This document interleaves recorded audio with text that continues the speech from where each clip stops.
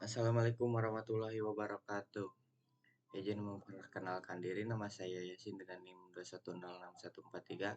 Di sini saya akan melanjutkan materi mengenai teori bahasa dan otomata.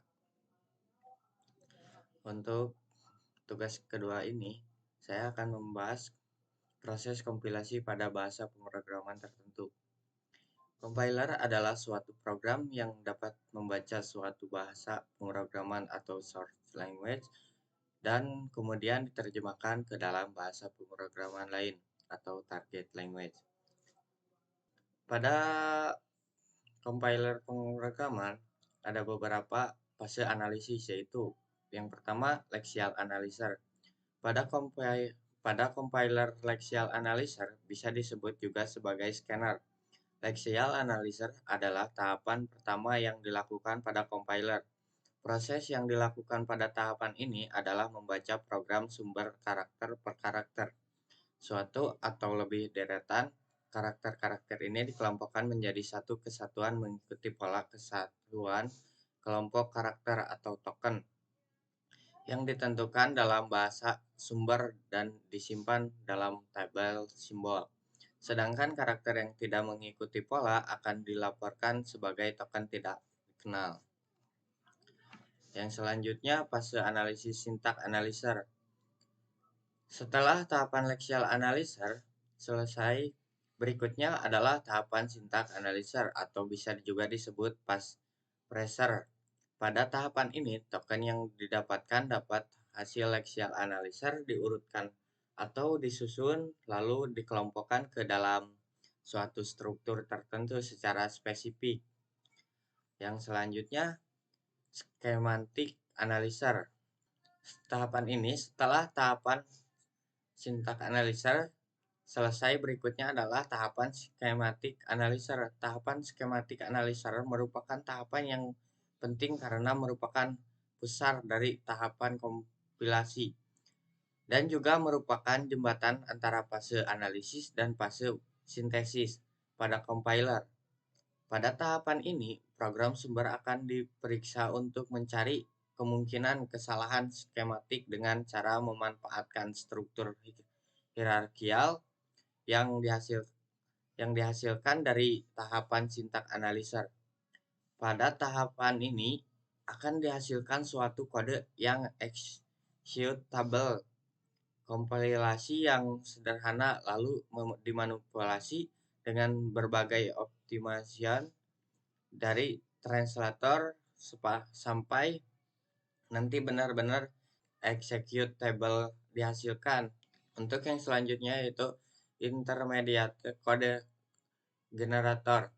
Intermediate generator merupakan tahapan awal dari fase sintesis.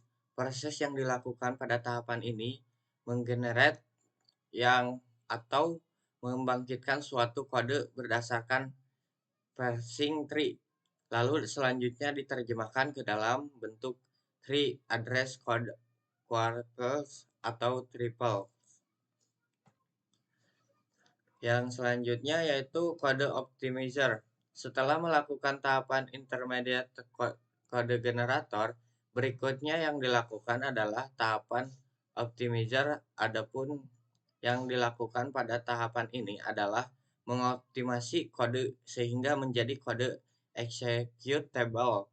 Tahapan ini dilakukan untuk mempercepat waktu eksekusi dari suatu program dengan cara menghilangkan redundansi pada kode.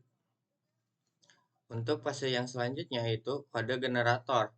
Tahapan kode generator ini merupakan tahapan terakhir pada proses kompilasi. Pada tahapan ini akan dilakukan penentuan register untuk masing-masing variabel, lalu instruksi dalam bentuk antara akan diterjemahkan ke dalam bahasa mesin dan akhirnya akan menghasilkan relatable machine code atau assembly code.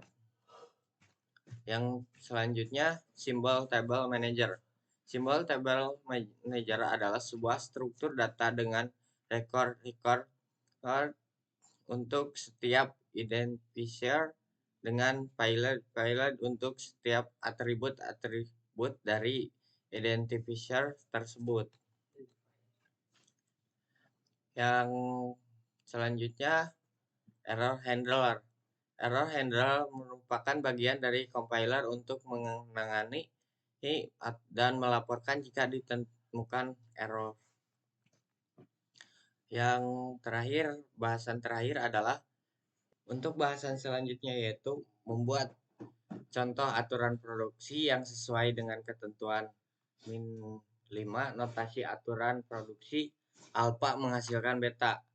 Alfanya di sini ditulis dengan huruf besar, tidak boleh kosong dan tidak boleh juga terminal.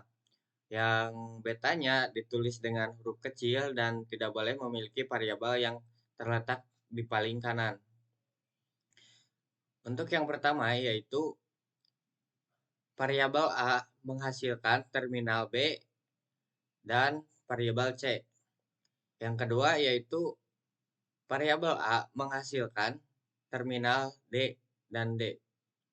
Yang ketiga yaitu B menghasilkan alfa. Yang keempat, variabel C menghasilkan terminal C dan variabel A. Dan untuk yang terakhir di sini, variabel D menghasilkan terminal B, variabel A, dan variabel C. Mungkin sekian penjelasan dari saya. Kurang dan lebihnya mohon dimaafkan. Terima kasih. Wassalamualaikum warahmatullahi wabarakatuh.